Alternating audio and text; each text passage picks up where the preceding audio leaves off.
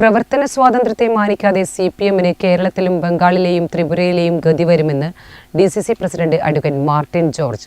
കരിവള്ളൂരിൽ ആക്രമണം നടന്ന ഗാന്ധിമന്ദിരം സന്ദർശിച്ച് നെറ്റ്വർക്ക് ന്യൂസുമായി സംസാരിക്കുകയായിരുന്നു അദ്ദേഹം. CPM തെരഞ്ഞെടുപ്പിന് ശേഷവും വ്യാപകമായ ആക്രമണമാണ് ജില്ലയിൽ നടത്തുന്നത്.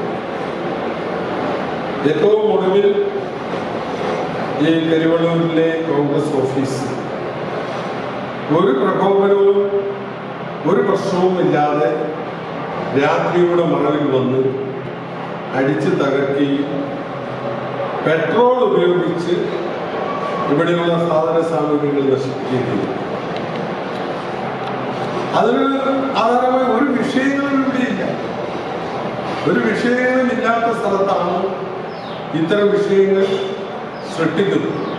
നമുക്കറിയാം, കണ്ണൂർ ജില്ലയിലെ ഏക മഹിളാ മണ്ഡല പ്രസിഡന്റാണ് ഇവിടെ കരിവള്ളൂർ മണ്ഡലത്തിന്റെ പ്രസിഡന്റ്. അവര് ഇന്നലെ അവരുടെ നേതൃത്വത്തിൽ ഇവിടെ നേതാക്കന്മാര് ഇവരുടെയൊക്കെ നേതൃത്വത്തിൽ ഇന്നലെ ഇവിടെ നൈറ്റ് ക്യാമ്പ് സംഘടിപ്പിച്ചു. ആ നൈറ്റ് ക്യാമ്പ് കഴിഞ്ഞ് 9:30 മണിക്കാണ് ഓഫീസിൽ നിന്നും നമ്മുടെ സഹോദരിമാർ ഉൾപ്പെടെയുള്ള കോൺഗ്രസിന്റെ നേതാക്കന്മാരായിട്ടുള്ളവരെല്ലാവരും ഇവിടെ നിന്ന് പോകുന്നു. അതിനുശേഷമാണ് ഇവിടെ ഈ രീതിയിലുള്ള ആക്രമണം സംഘടിപ്പിച്ചത്. കഴിഞ്ഞ ദിവസം നടന്ന ത്രിതല പഞ്ചായത്ത് തെരഞ്ഞെടുപ്പ് എല്ലാ തരത്തിലും പരാജയപ്പെട്ടു. ഈ പരാജയപ്പെട്ടെങ്കിലും കാര്യങ്ങൾ മനസ്സിലാക്കാൻ CPM തയ്യാറാകണം.